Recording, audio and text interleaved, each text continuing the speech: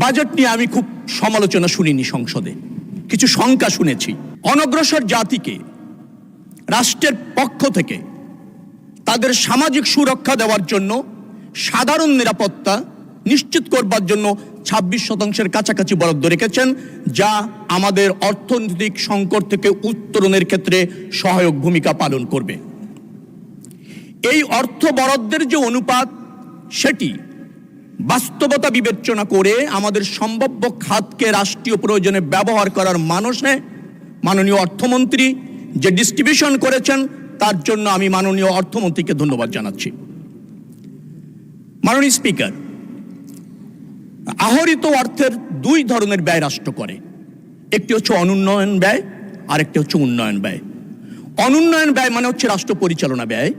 রাষ্ট্র পরিচালনা ব্যয়ের ক্ষেত্র মাননীয় অর্থমন্ত্রী, যেটা গত অর্থ বছরে ছিল 72.7% বরাদ্দকৃত অর্থের, সেখান থেকে কমিয়ে তিনি নিয়ে আসছেন 66.3%। তার মানে অপচয় রোধ করেছেন, অপ্রয়োজনীয় অর্থ ব্যয় করছেন না, অর্থের সর্বোত্তম সদ্ব্যবহার করছেন মাননীয় অর্থমন্ত্রী তার এই বাজেটের মধ্যে। এটা অবশ্যই প্রশংসার দাবি রাখে। অ্যাট দ্য সেম টাইম তিনি উন্নয়ন ব্যয় বাড়িয়েছেন। যে উন্নয়ন ব্যয় গত অর্থ বছরে ছিল, অর্থাৎ 2025-26 অর্থ বছরে সেটি ছিল 27.3%, সেটাকে তিনি বাড়িয়ে 33.7% করেছেন। অর্থাৎ উন্নয়ন প্রয়োজন, দীর্ঘদিনে বিধ্বস্ত বাংলাদেশ, অবকাঠামো উন্নয়ন, এডিপির বরাদ্দ 3 লাখ কোটি টাকার উপরে, এডিপি ছাড়াও আরও 16,000 কোটি টাকা উন্নয়ন ব্যয় রেখেছেন।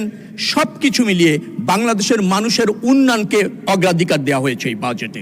এই জন্য মাননীয় অর্থমন্ত্রীকে আবার ধন্যবাদ। অনুন্নয়ন ব্যয়ের মধ্যে যেটা ফ্যাসিস্ট সরকার এই জাতির জন্য কলঙ্ক হিসাবে চাপিয়ে দিয়ে গিয়েছিল, অর্থাৎ প্রচুর ঋণ, সেই ঋণের সুদ দেওয়ার জন্য 13.6% অর্থ দিতে হয়েছে বর্তমান সরকারকে, যেটা অনাকাঙ্ক্ষিত ছিল। সেটি যদি না দেওয়া লাগতো, অনুন্নয়ন ব্যয় আরো সাশ্রয়ী হওয়া যেত। কিন্তু আমাদের অর্থনীতির বাস্তবতায় এই সীমিত অর্থ থেকেও সেটা যোগান মাননীয় অর্থমন্ত্রী দিয়েছেন, এবং সেখানে 11%-এর উপর ভর্তুকিও তিনি বরাদ্দ রেখেছেন, যা প্রশংসার দাবি রাখে। বাজেট নিয়ে আমি খুব সমালোচনা শুনিনি সংসদে, কিছু শঙ্কা শুনেছি। এই বাজেট নিয়ে কেউ নেতিবাচক কিছু বলেননি, কিছু আশঙ্কা প্রকাশ করেছেন। কোথায় করেছেন? সেটি হচ্ছে রাজস্ব আয়ে ঘাটতি হতে পারে। রাজস্ব আয়ের ঘাটতি হবে না, কারণ চালানের মাধ্যমে রাজস্ব সংগ্রহ করা হবে, কর অব্যাহতি হ্রাস করা হবে, রাজস্ব ফাঁকির ক্ষেত্রে চিহ্নিতকরণ করা হবে, এবং ভাট কাঠামোতে নতুন বিন্যাস করা হবে। অতএব রাজস্ব ঘাটতি আমি দেখছি না। আর আমাদের রাজস্ব আরোহণ কর অনুপাতে যদি বলেন, সেটা যদি হয় 9%-এর কাছাকাছি, নেপাল ভুটানও 13-14% করে, আমাদের ওখানে যেতে হবে। সেই জন্য অর্থমন্ত্রী চ্যালেঞ্জ দিয়েছেন। আমার বিশ্বাস রাজস্ব আয়ে ঘাটতি হবে না। সময় খুবই কম। ব্যাংকের কথা বলা হয়েছেন, ব্যাংক ঋণও কমেছে। 25-26 অর্থ বছরে ছিল 1,18,000 কোটি টাকা, এবার করা হয়েছে 1,12,000 কোটি টাকা। আমার মনে হচ্ছে যেভাবে কর্মসংস্থান সৃষ্টি হবে এবং আমাদের আপনার মূল্যস্ফীতি হ্রাস পাবে, তাতে জনগণের সঞ্চয় বাড়বে, অত ব্যাংকের অর্থের ঘাটতি কিন্তু হবে না। মাননীয় স্পিকার, ঘাটতি বাজেট কথা বলা হয়েছে। কর যদি আহরিত হয়, রাজস্ব ঠিকমতো যদি আহরিত হয়, ব্যাংক থেকে যদি লোনটা যেটা নির্ধারণ করা হয়েছে পাওয়া যাবে, ঘাটতি বাজেট হওয়ার কোনো সুযোগ থাকছে না। মাননীয় স্পিকার, ঘাটতি বাজেটে কথা বলা হয়, মার্কিন যুক্তরাষ্ট্র আপনি যান, সর্বশেষ বাজেটে 5.5 জিডিপির ঘাটতি বাজেট। পৃথিবীর সবচেয়ে বড় অর্থনীতির দেশ। আপনি চীনে যান, সেখানেও 4% জিডিপির ঘাটতি বাজেট। অতএব এই ঘাটতি বাজেট আমাদের এই দুরবস্থার মধ্যে আমরা সক্ষম হব এটা মিট আপ করতে এবং অ্যাচিভ করতে। মাননীয় স্পিকার, আমরাই জানি একমাত্র কিভাবে বাজেট বাস্তবায়ন করতে হয়।